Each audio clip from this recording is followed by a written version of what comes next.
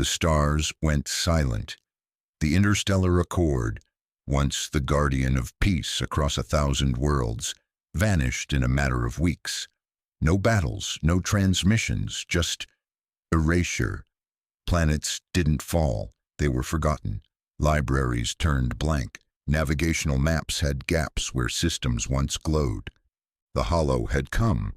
No one knew where they came from. No ships, no borders, just shadows that ate light, time, and memory. Entire species disappeared, erased not just physically, but conceptually. Their names, languages, cultures, gone as if they never existed.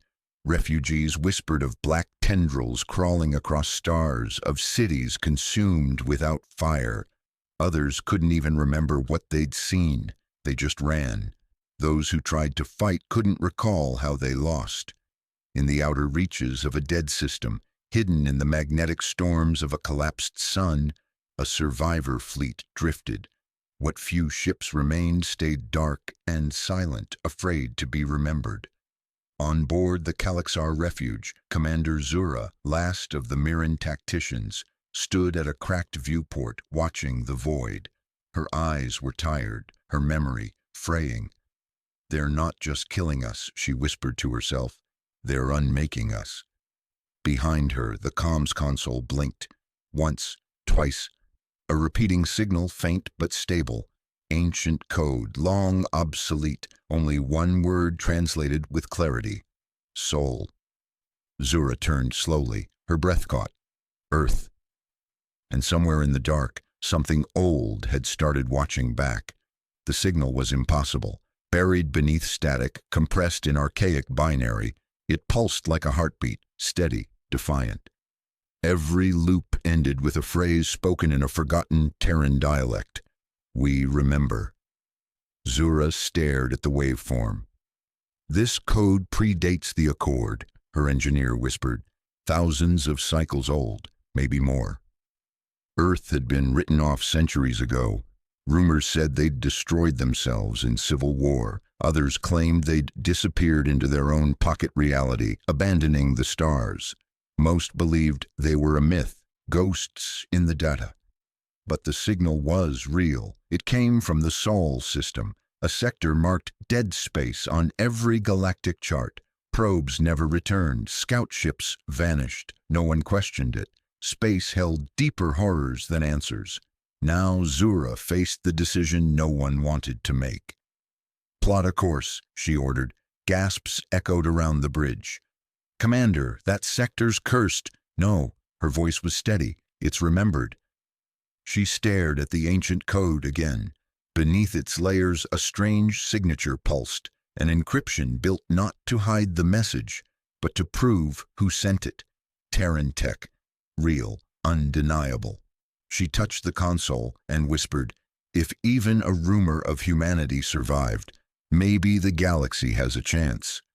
As the fleet moved toward the forgotten star, systems flickered, drones shorted, memories blurred. The hollow had felt the shift. Something lost was being found, and the void does not like to remember. 3.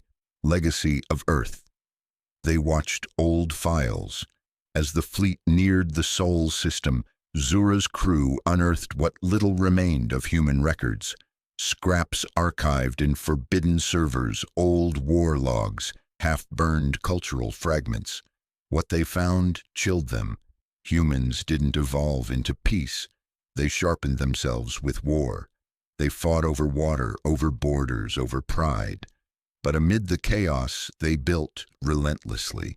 Cities that pierced clouds, machines that thought, weapons that redefined destruction. And then, as if tired of their own noise, they disappeared. Some believed Earth collapsed under its own brutality. Others whispered of a final war that rewrote existence. But one theory, hushed, dismissed, spoke of a retreat.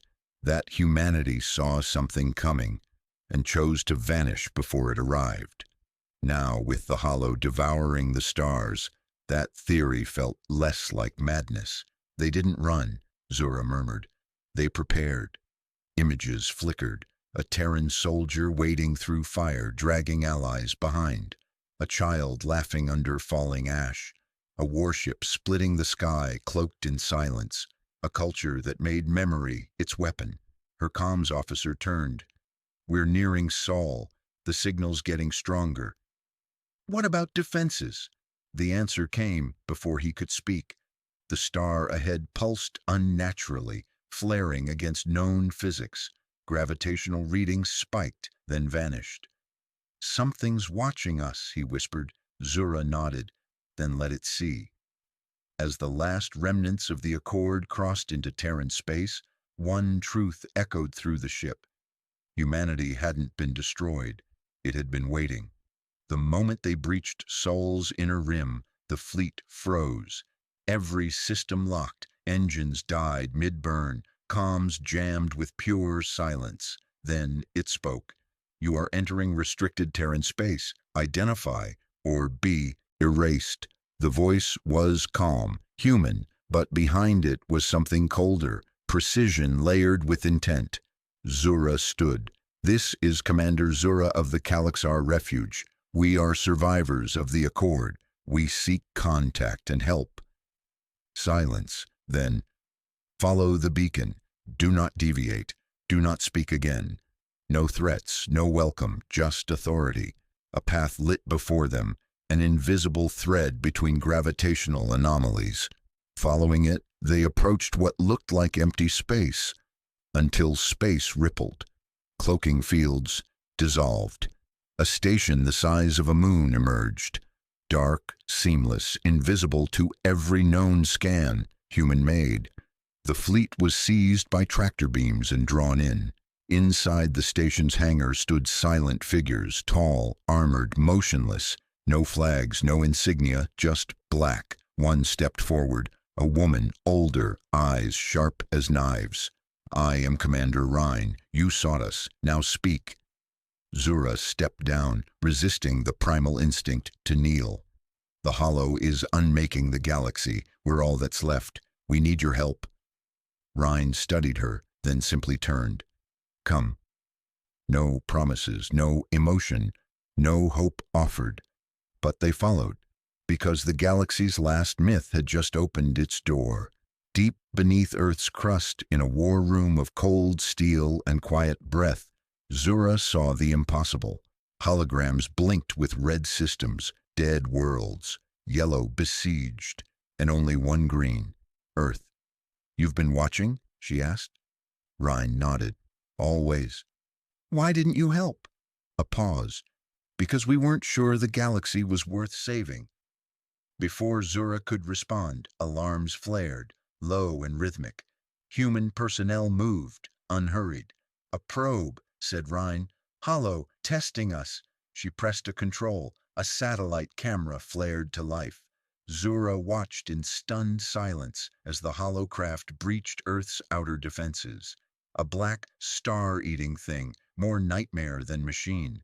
It never reached orbit. From somewhere unseen, a single lance of light erupted. The hollow ship vanished. No explosion, no wreckage, just erasure.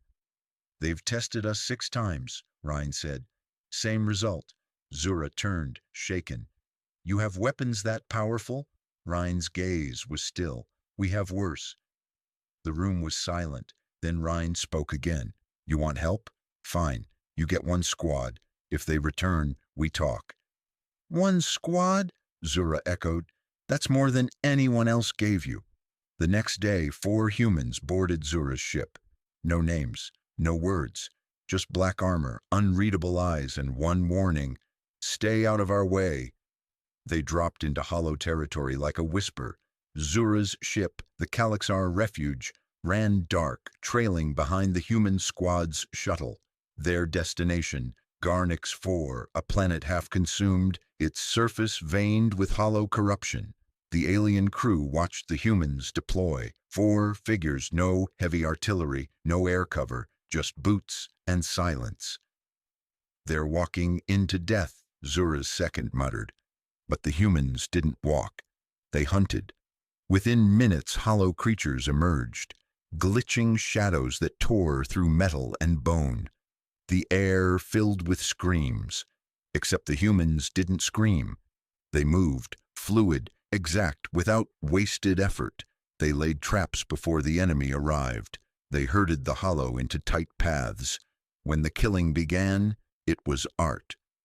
9 minutes later, the field fell silent. Burned husks littered the soil. Not one human injured. Zura stepped from the ship, stunned. You knew how to fight them." One human turned, scarred, calm. "We were made for worse." The team returned aboard like it was a training exercise. No celebration, no ego, just weapon checks and preparation. "They're not soldiers," Zura's second whispered. "They're extinction protocols in flesh." In the war room that night, holograms replayed the battle. "They predicted every hollow move," Zura said. "They forced them into death corridors." "They weren't reacting," the engineer added. "They were leading." A human entered, helmet off, blue eyes like ice. "Next mission?" he asked. Zura stared. They weren't just alive. They were ready. The next operation wasn't to destroy. It was to remember. Zura's fleet accompanied the humans to Delphi 7, a once thriving colony now erased by the Hollow. Not destroyed, forgotten. No maps showed its coordinates, no species recalled its name, but the humans did. They landed without resistance. No Hollow in sight, just silence, thick and heavy. The human team moved with eerie confidence, as if walking streets they'd seen in dreams. They scanned ruins, deployed drones, and activated strange silver pylons. Then something happened. The wind returned. Light shifted. Ruins shimmered, and suddenly they were whole again. Buildings rebuilt in real time.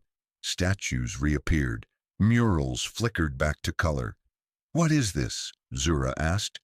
"Memory anchors," a human technician replied. "Everything the Hollow erases, we back up. Data, architecture, sometimes even the people." Zura gasped as a child's voice echoed down the corridor. A survivor, crying, alive. The Hollow hadn't erased everyone, just made the galaxy forget. Humans remembered. They carried digital libraries of lost civilizations, built protocols to counter erasure, and restored what no one else believed still existed. "They devour history," the technician said. "We rebuild it." Zura's hands trembled. This wasn't just war, it was resurrection. Above them, Hollow scouts arrived. Too late, the humans were already gone, and in their place stood a planet no longer dead, but defiant. In the Hollow's command nexus, formless generals screamed without mouths. More bases lost, more systems remembered. Their greatest weapon, forgetting, was failing. Entire worlds they'd consumed, now pulsed again on the galactic map, and always the same signature. Terran. "They counter us," one Hollow hissed across the neural hive. "They expose us," another howled. "We are myth. They make us memory." Their fear was new and dangerous. Orders shifted. No more subtlety, no more testing. Burn the Earth, erase the humans. But Earth was already gone, on paper. The coordinates in ancient maps were false. Every signal Earth emitted was a decoy. Thousands of Earths shimmered across space, each guarded by traps and illusions. Hollow fleets struck phantom planets, wasted energy chasing ghosts. In their confusion, the real Earth moved unseen, launching the phantom fleets. 10 ships, matte black, cloaked in silence. They struck deep inside Hollow territory, fuel lines, memory vaults, clone chambers. Gone. Zura watched transmissions of Hollow vessels, colliding mid-flight, disoriented and panicked. "They don't understand us," a human operative said, almost amused. "We grew up in chaos. We learned to navigate madness. The Hollow never did." Zura whispered, "You're teaching them fear." "No," he replied, "we're teaching them history." At last, the enemy that erased memory had one of its own. Terror. They called it Operation Ashwake. The target, the Hollow's nexus world, Varn, a black planet wrapped in anti-light and false time. From there, the Hollow controlled memory streams, rewriting galactic history like a book on fire. No species had ever reached it. None had ever tried, except humanity. Zura stood aboard the Spectre's reach, now fully integrated with Terran tech. Across the fleet, human and alien ships moved as one, silent, precise, invisible. "We strike the core," Rhine briefed. "No prolonged engagement, no warnings. Hit, burn, vanish." "How will we reach it?" Zura asked. Rhine smirked. "We've already been there." The Terrans had infiltrated Varn months before. They'd mapped its defenses, tagged weak points, embedded quantum charges deep within its crust. Now, with a single transmission, the planet pulsed once, then cracked. A wave of untime burst outward. Hollow constructs collapsed in on themselves, memory unraveling in reverse. They forgot how to scream. Across the galaxy, light returned to forgotten stars. Lost names whispered back into the minds of survivors. Zura watched Varn burn from orbit, black fire devouring a world that had never truly existed. The humans said nothing. No celebration, no triumph, just completion. In a secure channel, Earth broadcast one phrase to the stars: "This was never your galaxy to unmake." The Hollow was finished, and everyone remembered why you never let humans vanish. The war was over. The Hollow, unbeatable, unknowable, was gone. Not negotiated with, not imprisoned, erased. Their great erasers undone by those who refused to forget. Across the galaxy, lights returned to once lost colonies, cities rebuilt, cultures reawakened, forgotten species emerged from shadow, blinking at stars that remembered their names. On Earth, there was no parade, no anthem, just silence. Zura stood beside Rhine on a quiet cliff, overlooking Sol's reborn skies. Below, children played between newly grown trees. None of them knew the war, but all of them would know the story. "You could have ruled," Zura said softly. "We don't want to rule," Rhine replied. We want to guard." Zura turned to her. "Why help now? Why return?" Rhine's eyes narrowed. "Because the galaxy forgot what survival costs, what memory means.